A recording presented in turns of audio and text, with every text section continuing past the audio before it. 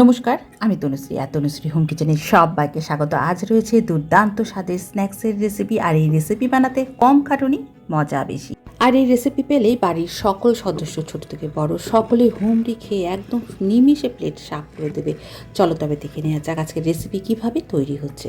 রেসিপির জন্য লাগবে বোনলেস চিকেন, তার সাথে দিয়েছি 1 চা চামচ সয়া সস, 1 চা চামচ দিয়েছি আদা রসুনের পেস্ট, এর সাথে দিয়ে দেব গোলমরিচের গুঁড়ো। তো এখানে আমি হাফ চামচের একটু বেশি গোলমরিচের গুঁড়ো দিয়েছি, খুব ভালো ফ্লেভার আর টেস্ট হবে। আর দিয়েছি স্বাদ মতো নুন।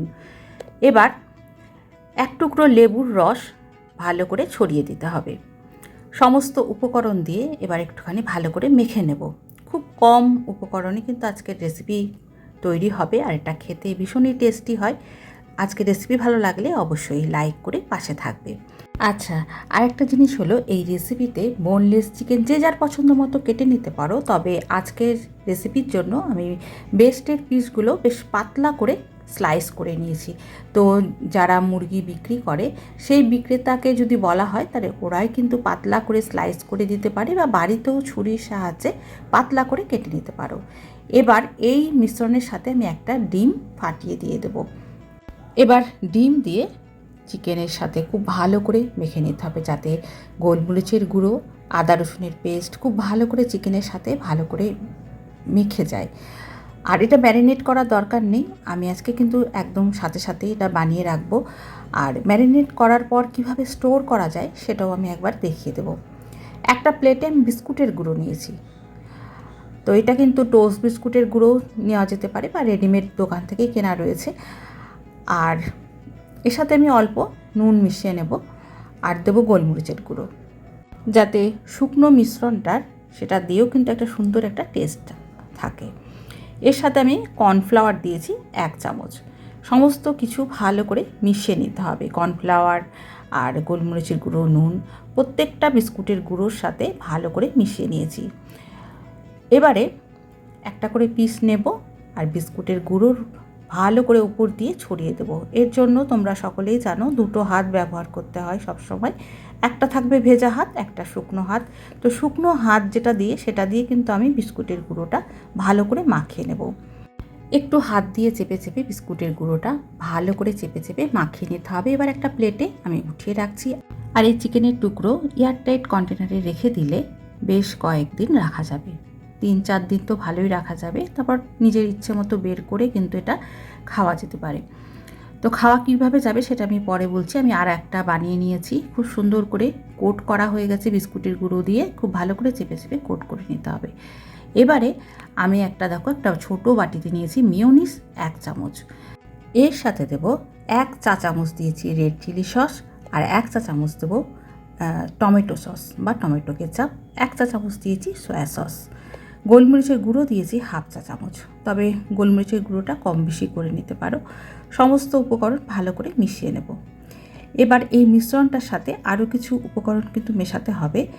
এর সাথে দিয়ে দেব বাটার 1 চামচ, একটু নরম বাটার দেওয়া হয়েছে। এটা বাটারটা দিয়ে একটু ভালো করে মিশিয়ে নিতে হবে। এর সাথে দেব মিক্স হার্ব বা অরিগানো, যেটাই থাকবে। আজকে আমি অরিগানো মিশিয়েছি। দিয়ে ওটা খুব ভালো করে মিশিয়ে নিতে হবে।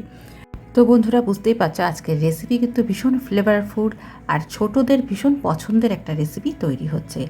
এবারে একটা ফ্রাই প্যান নিয়েছি, তাতে সামান্য তেল দেওয়া হয়েছে, খুব বেশি না, 2 চা চামচ মতো তেল দিয়েছি।